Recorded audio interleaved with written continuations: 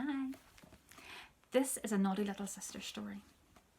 And this is one that I remember my mummy reading to me whenever I was a little girl.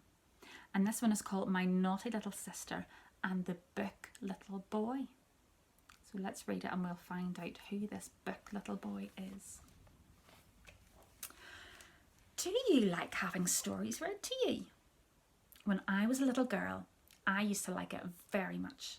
And my little sister liked it too, but she pretended that she didn't. When my little sister and I were very little children, we had a kind aunt who used to come and read stories to us. She used to read all the stories that she had had read to her when she was a little girl. I used to listen and say, go on, whenever my auntie stopped for a minute. But my little sister used to pretend that she wasn't listening. Wasn't she silly? She used to fidget with her old doll, Rosie Primrose, and pretend that she was playing babies with her. But really, she listened and listened too, and heard every word. Do you know how I knew that she listened and listened? I'll tell you.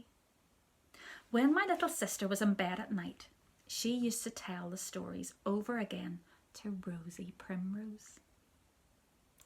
One day, when my aunt came to read to us, she said, I've got a book here that I won as a Sunday school prize.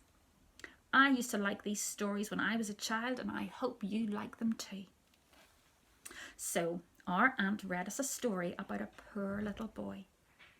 It was a very sad story in the beginning because this poor little boy was very ragged and hungry. It said that he had no breakfast and no dinner and no supper. But it was lovely at the end because a nice kind lady took him home with her and said she was his real mother and gave him lots of nice things to eat and lots of nice clothes to wear and a white pony. But the nothing to eat part was very sad. Now, do you know, my little sister liked eating, and she was so surprised to hear about the book little boy with nothing to eat that she forgot to pretend that she wasn't listening, and she said, no breakfast? She said, no breakfast, in a very little voice. Our auntie said, no breakfast. My little sister said, no dinner?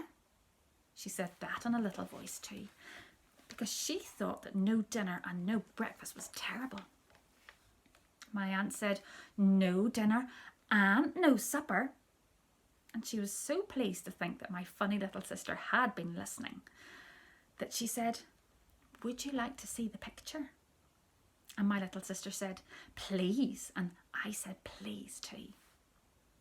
So our kind aunt showed us the picture in the book that went with the poor little boy's story.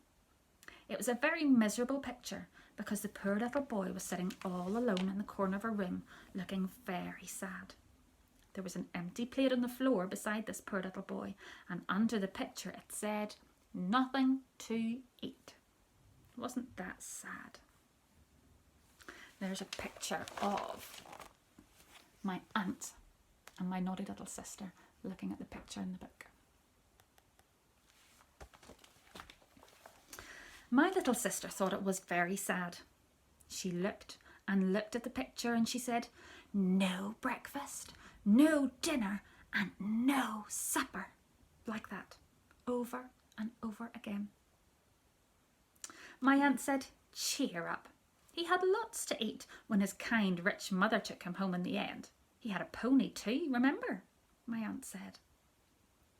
But my sister said, no picture dinner. Poor boy, she said.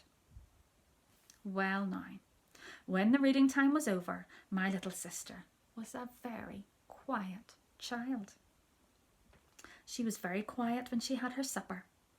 She sat by the fire and my mother gave her a big piece of buttery bread and a big mug of warm sweet milk. But she was very quiet and she said, thank you, in a tiny quiet voice, and she drank up her milk like a good child. When my mother came to say that the hot water bottle was in her bed, she said her prayers at once and went straight upstairs. My mother kissed my warm little sister and said, "Good night." But when my kind aunt kissed her and said, "Good night" to her, my little sister said, "No breakfast, no dinner." And my auntie said, "No supper." But my little sister smiled and said, "Yes, supper." My little sister looked very smiley and pleased with herself. When our aunt went to go home and looked for the Sunday School prize book, she knew why my little sister had said such a funny thing. Do you know what that silly child had done?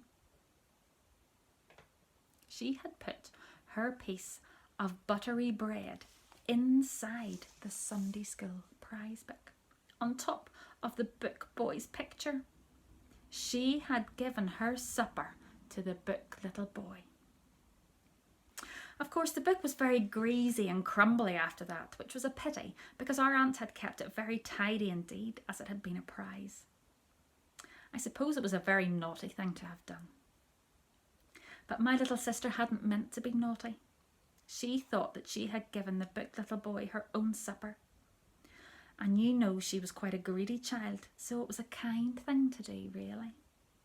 Now you know why she said no breakfast, no dinner, and yes, supper, don't you?